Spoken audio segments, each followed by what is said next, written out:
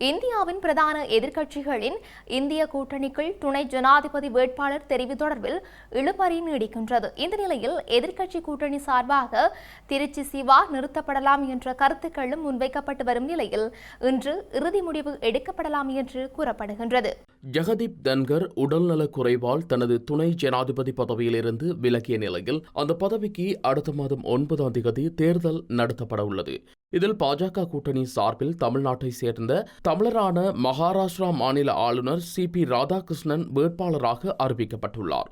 இந்த நிலையில் இந்தியா கூட்டணி சார்பில் யாரை வேட்பாளராக தேர்வு செய்யலாம் என்பது குறித்து மாநிலங்களவை எதிர்க்கட்சித் தலைவர் மல்லிகார்ஜுன் கார்கே அலுவலகத்தில் நேற்று மாலை ஆலோசனைக் கூட்டம் நடைபெற்றிருந்தது. இதில் தேசியவாத காங்கிரஸ் தலைவர் சரத்பவார், திமுக நாடாளுமன்ற உறுப்பினர் கனிமொழி, இந்திய கம்யூனிஸ்ட் கட்சியின் பொதுச் செயலாளர் MA பேபி, சமாஜ்வாதி கட்சியைச் சேர்ந்த ராம்கோபால் யாதவ் உள்ளிட்டோர் கலந்து கொண்டனர்.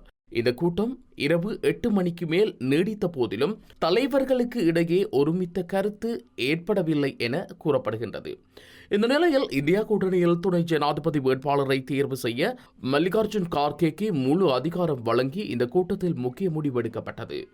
நாளை மறுதினம் ஆகஸ்ட் மாதம் 21ஆம் தேதி வேட்புமனு தாக்கல் செய்ய இறுதி நாள் என்பதால் இன்று வேட்பாளரின் பெயரை வெளியிட இந்தியா கூட்டணி திட்டமிட்டுள்ளது.